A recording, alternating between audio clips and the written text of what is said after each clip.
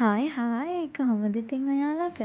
ඔන්න ඉතින් ගොඩ දවසකට පස්සේ මම හොඳ වීඩියෝ එකක් අරන් එන්න හිතුවා.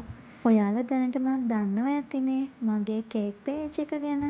මුලින්ම කියන්නම්කෝ මේ කේක් එකේ සමහර රෙකෝඩ්ස් මගේ අතින් ඩිලීට් වෙලා තියෙනවා. ඉතින් මුළු වීඩියෝ එකම නම් නැහැ. මේ තියෙන්නේ ග්‍රෑම් 500ක බටර් කේක් එකක්. මේ කේක් ඕඩර් එකට මට කතා කරේ හරියටම පැය 3ක් විතර තියලා. ඔයාලටත් ඉන්නවද ඒ වගේ කස්ටමර්ස්ලා? ඉතින් මේ මල් ටික මම හදාගත්ත කොහොමහරි කේක් එක බේක් කරගන්න එකට දාපු වෙලාවෙම මම ඉක්මනට මේ මල් ටික හදාගෙන ෆ්‍රිජ් එකට දාගත්තා. ඒ වෙලාවේ හොඳටම රසෙත් එක්ක මම හිතුවා මේ ඩිසයින් එක කරන්න වෙලාව ඇති වේද?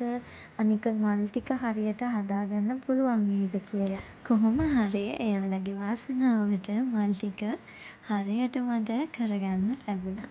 ඉතින් ෆ්‍රිජ් එකට ඒක දාලා ඒත් එක්කම ඉක්මනට අයිසිං කරාට පස්සේ ආයෙමත් මේ මල් ටික කේක් එකට ඇඩ් කරගත්තා. ඉතින් ඔය විදිහට තමයි මම කේක් එක ඩෙකොරේට් කළේ.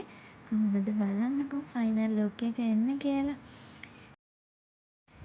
ඊට පස්සේ මේ විදිහට කේක් එකේ බෝඩර් එකත් කරාට පස්සේ කේක් එකේ ෆොටෝ එක මම කස්ටමර්ට යවුවම ඔන්න ඉතින් කස්ටමර් කිව්වා අර මං ඇඩ් කරලා බටර්ෆ්ලයිස්ලාගේ සයිස් එක මදි කියලා. ඉතින් ආයෙමත් ඒකත් වෙනස් කරලා ඔන්න අන්තිමටම එයාගේ කේක් එක ඒ විදිහට ලස්සනට අපි හදලා දුන්නා. ඉතින් මගේ කේක් එක ලස්සනයිද කියලා ඔයාලත් කමෙන්ට් එකක් දාගෙන යන්න.